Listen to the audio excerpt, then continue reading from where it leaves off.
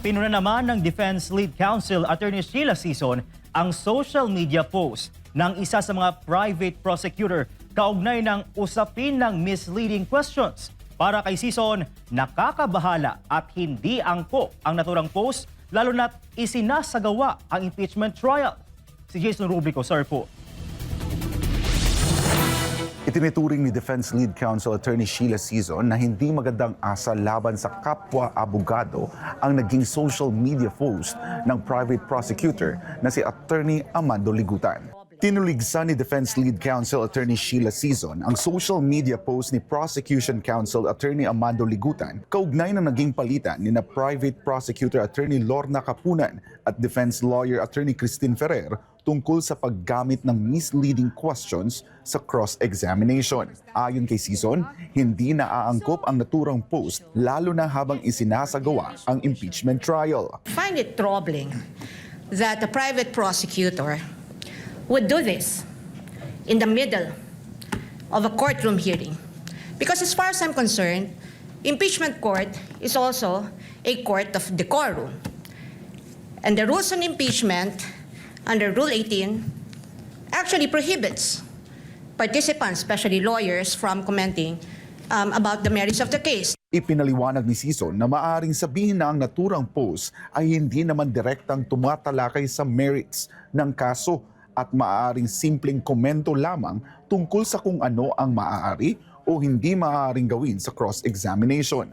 Ngunit para kay Sison, malinaw umano ang maaaring ipahiwatig ng naturang pahayag. Dahil dito, sinabi ng abogado na hindi niya ikinatuwa ang timing ng naturang post at itinuring itong hindi magandang asal laban sa kapwa-abogado. You know, we're not naive. What the private prosecutor is talking about, he's here. He can explain it. He can explain himself if the presiding officer so desires. But I really just find it in bad taste to do this at this time. And I think it is inappropriate to do that to a fellow member of the bar because even as we sit on the opposing side of this hall, we remain to be both members of the bar, and as officers of the court, we owe each other respect, politeness, or even kindness. And it doesn't take one to be a lawyer to know that the first thing that our parents teach us to do is humility. Sa naturang manifestation, nilinaw ni Attorney Sison ang tinutukoy umano ni Attorney Ferrer sa naging diskusyon nila ni Attorney Capunan. Attorney Ferrer, for some reason, said they are allowed, but she was pertaining to the fact that the questions to which a yes or no answer may be answerable are allowed. She's not referring to misleading. I mean, in effect, Attorney Ferrer was only saying that leading questions are allowed on cross-examination, not misleading questions, and yet we have a private prosecutor immediately taking to social media and posting this, implying something against the defense counsel. We will not have this. Samantala, humiling si Lead House Prosecutor Jervil Luistro na kilalanin ng impeachment court si Attorney Amando Ligutan upang makapagsalita kaugnay ng issue. Gayunman, hindi pinagbigyan ni Presiding Officer Senator Francis Cheese Escudero ang naturang motion. Sinabi rin ni Escudero na inatasan na niya ang Clerk of Court na bantayan ang mga pampublikong pahayag ng mga abogado ng magkabilang panig. Ayon sa presiding officer, may isang panig umano na ilang ulit nang lumalagpas sa itinakdang hangganan. One side has been crossing the line many times, and in fact, the presiding officer is already in the process of drafting a ruling and a warning and an order pertaining to this. Ayon kay Escudero, maglalabas siya ng desisyon sa susunod na paglilitis. Kasabay nito, inaasahan din ang kanyang magiging ruling sa hiling na magkaroon ng bagong spokesperson ang magkabilang kampo na hindi nagsisilbing counsel sa impeachment trial. Para sa Diyos at sa Pilipinas kong mahal, ako po si Jason Rubrico, SMNI News. Matapos madawit ang kanilang mga pangalan sa tinatawag na Leadership Fund, pumalag sina Senator Bongo at Senator Robin Padilla laban kay dating DPWH Secretary Manuel Bunuan. Giit ng dalawang senador, huwag silang idamay para lang pagtakpan ang sariling kaso ni Bunuan sa Sandigan Bayan.